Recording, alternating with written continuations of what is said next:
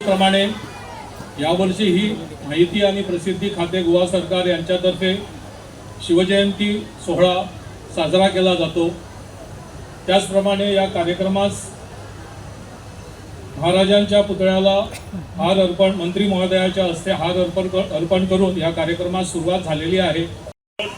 जो सिद्धनाथ पर्वत, मर्दनगड आणि आमची फर्मागुडी या केबल जो हे आहे तो घालण्याचा आमचा प्रयत्न असेल, कारण ह्या तिन्ही भागांना जर केबलनं जॉईन केलं तर मला वाटतं फोंड्यातील सौंदर्य टुरिस्ट लोकांना नक्कीच दिसेल। आमची जी चांगली देवस्थानं आहेत त्यांचं दर्शन, फोंड्या गावाचं दर्शन, हे सगळं दर्शन आम्हाला वरून साधारण 150 मीटरवरून आम्हाला ते दिसू शकेल। याचा पण योजना कार्यान्वित करण्यासाठी आमचा प्रयत्न आहे, तो पण पूर्ण करू।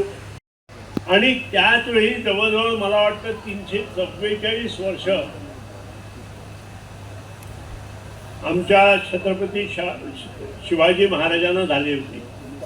आणि अशा दिवशी सगळ्यांनी एक ठराव मंजूर केला की कुठल्याही परिस्थितीत हा जो इथला पुतळा आहे तो फर्मागुडीमध्ये व्हावा, आणि ताईची इच्छा होती की तो फर्मागुडीमध्ये व्हावा, आणि त्याप्रमाणे तो ठराव मंजूर झाला आणि कामाला सुरुवात झाली।